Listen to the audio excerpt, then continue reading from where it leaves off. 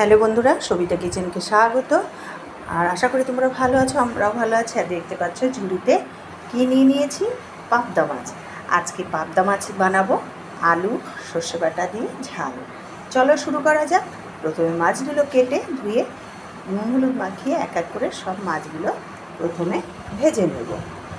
ভেজে নেওয়ার পরে আর আমি এখানে সর্ষে পাউডার কিন্তু ভিজিয়ে রেখেছিলাম, সর্ষে কিন্তু আমি বাটিনি। টমেটো, কাঁচা লঙ্কা আর দিয়েছি দুটো একটা কাজু দিয়ে একবারে বেটে নিয়েছি। আর এইদিকে দেখো মাছ ভাজার পর্ব চলছে। মাছ কিন্তু আমার অলরেডি ভাজা হয়ে গেছে। এবার আমি পেস্টটা ঢেলে দেবো কড়াইতে কালো জিরে সম্বরা দিয়ে এবার ভালো করে একটু নাড়াচাড়া করে যখন তেল ছেড়ে যাবে মশলার থেকে দিয়ে দেবো পরিমাণ মতো হলুদ, নুন দিয়ে আবারও মশলাগুলো কষাবো। তার সাথে দিয়ে দেবো একটু লাল লঙ্কার গুঁড়ো আর কিছু ধনেপাতা।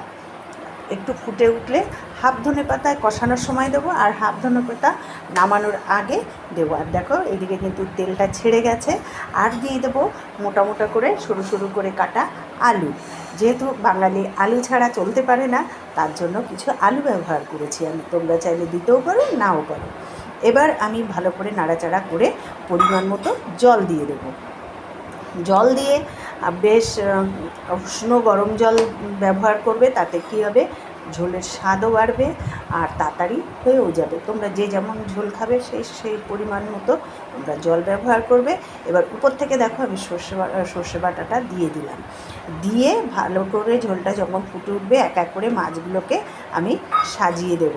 সাজিয়ে দিয়ে ভালো করে 10 থেকে 15 মিনিট একদম টকবক করে ঝোলটাকে ফুটিয়ে নেব। তারপরে কিন্তু আমি গ্যাসটা সিম করে দেবো। দিয়ে উপর থেকে কয়েকটা কাঁচা লঙ্কা ছড়িয়ে দেবো। আর দেখো ঝোলটা কিন্তু অলরেডি হয়ে এসছে। এরপরে ধনেপাতা দিয়ে আমি নামিয়ে নিলেই রেডি পাবদা মাছ সর্ষে আলুর ঝাল। তাহলে কেমন লাগলো বন্ধুরা, অবশ্যই কমেন্টে জানাবে। আর সেই সাথে আমার চ্যানেলটি যদি তোমাদের ভালো লেগে থাকে আমাকে লাইক, শেয়ার, কমেন্ট ও সাবস্ক্রাইব করে দিও। আর বেশি বেশি করে মানুষের কাছে শেয়ার করে দিও। তাহলে আজকের মতো রাখি বন্ধুরা, থ্যাংক ইউ।